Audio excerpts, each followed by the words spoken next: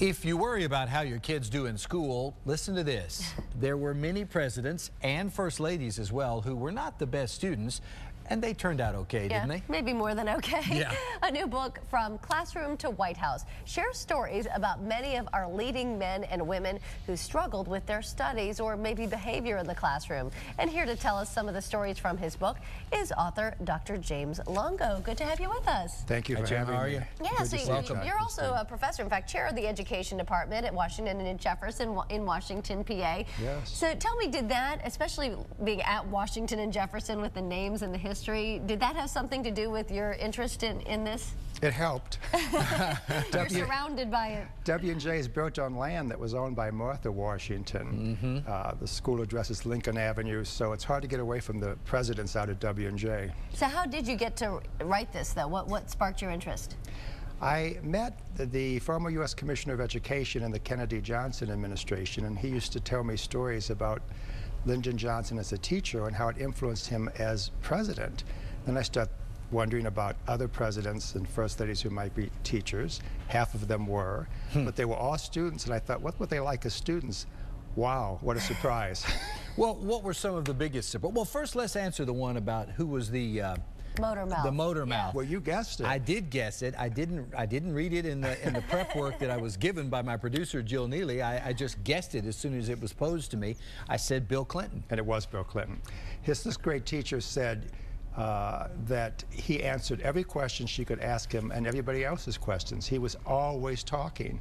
And she said to him, you will either end up as governor or in prison. Your mouth is going to get you in trouble the rest of your life.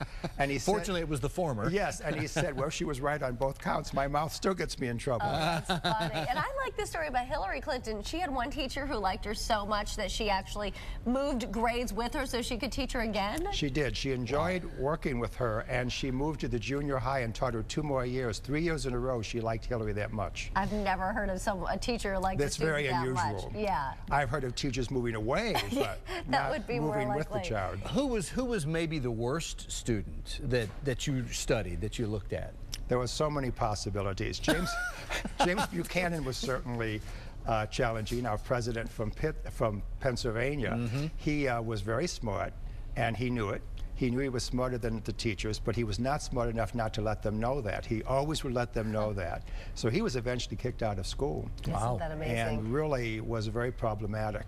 And Abraham Lincoln was called lazy? He was considered lazy because he was always reading. And in those days, everybody worked with their hands. He was very strong physically. He sure could do it. He just didn't like it. Yeah. So if he was scholarly. Yes. So if he could get away with reading a book, which he loved to do, that's what he did.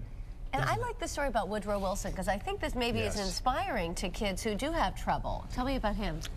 Woodrow Wilson had a very difficult time in school. He had problems reading, didn't learn to read until he was 9 or 10, struggled with reading his entire life. His parents thought he was bright, his teachers thought he was not. It wasn't until he got to college at Princeton University that he really found out that he could learn. He just learned differently than a lot of people. He probably had some very severe learning problems. I was going to say, was he dyslexic maybe? Or? We think so, but in those days there were just 2 kinds of students, smart and stupid. Yeah, wow. Right. Now we know there was lots of ways to be smart, but not in those days. They didn't think like that. And I was surprised quite a few of the both presidents and first ladies were teachers. Do you think there's something about being a teacher that maybe, I don't know, translates into the role of a president? I do believe that. A leader in government? Yes, half the presidents and first ladies have taught.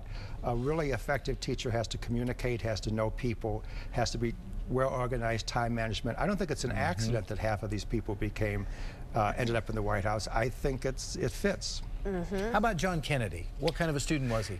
John Kennedy was problematic as a student. He was a daydreamer. He was a troublemaker. His mother said he only studied what he wanted to study. He told his mother, you know, if you study too much, you're liable to go crazy. And that was his philosophy in school. He was not going to study too much, but very, very bright. And one of the reasons he and Jackie hit it off was they both loved to read.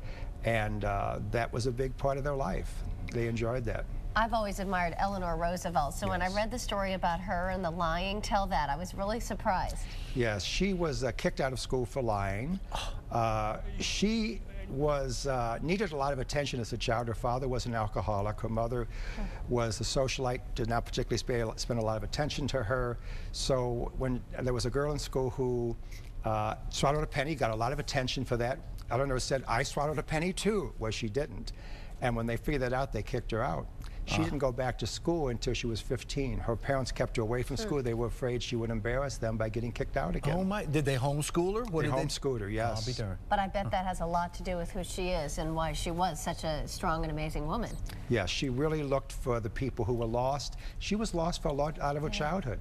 So many fascinating stories. Well, we're going to have you back Thank around you, Jim. President's Day to tell us more. Thank you. Enjoyed Dr. seeing Longo. you. Good to see you. Thank you very much. Thanks for having me. Happy New Year. And again, the book is called From Classroom to White House by Dr. James Longo. Look for it in bookstores and online now.